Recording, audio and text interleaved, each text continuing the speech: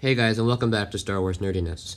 Now, in today's episode, we will be talking about everything that Palpatine did in between Episode 6 and Episode 9. At first, we're going to talk about what happened when Palpatine was falling on the second Death Star. Right before his body hit the ground, there's a technique that Plagueis taught him to transfer his essence out of his body, and it was transferred right into his clone vessel on Exegol, as he already had a contingency plan there for him, for if this ever happened.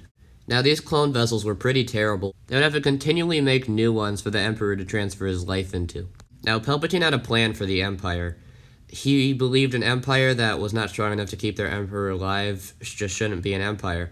So he actually created Operation Cinder, which he pretty much just rigged it so the Empire would lose the war. So the Battle of Jakku was actually kind of rigged against the Empire the whole time. At one point, they made a clone of Darth Plagueis that was actually pretty healthy. But that clone Palpatine actually decided to use for different purposes and transferring his essence into. Palpatine's final order was not ready yet. So Palpatine actually decided there needs to be another order temporarily ruling the galaxy, as he was preparing the final order.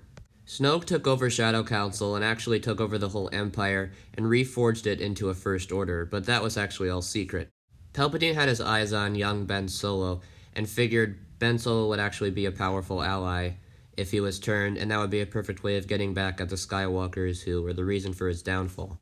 Ever since Ben Solo was born, there were voices in his head talking to him, and he, for a while, believed those voices to be Darth Vader, and his whole life those voices were talking to him. It was actually a shock to Ben Solo at the beginning of the Rise of Skywalker when he found out it was actually Palpatine the whole time. Also, Snoke would appear in Ben Solo's dreams quite a bit, kind of talking to him and persuading him to join the dark side, and, it was what Luke did that eventually got Ben Solo to turn to the dark side.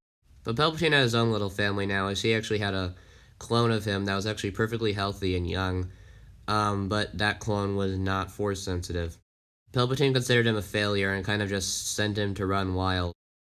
But a servant to Palpatine, Ochi of Bestoon, actually found out that they had a daughter, and the daughter was extremely Force-sensitive, so Palpatine wanted her killed as she could be a threat to his power, and he wanted the parents killed. Of course, Ochi of Bestoon actually did kill Rey's parents, but he never found Rey, and of course, Ochi eventually died. And even during The Force Awakens and The Last Jedi, Palpatine was still pulling the strings from behind the scenes.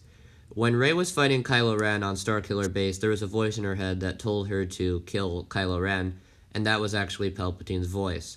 Also, in The Last Jedi, the reason Snoke, Kylo Ren grew to resent Snoke, or Snoke was intentionally just a jerk to Kylo Ren, is because Snoke was actually supposed to be a test for Kylo Ren, so Kylo Ren killing him was actually doing what Palpatine wanted him to do, and that was, complete the test. Once the final order was ready, Palpatine sent a message to the galaxy revealing that he had not died. This leads to where we saw him in Star Wars The Rise of Skywalker. Thank you for watching, and may the Force be with you.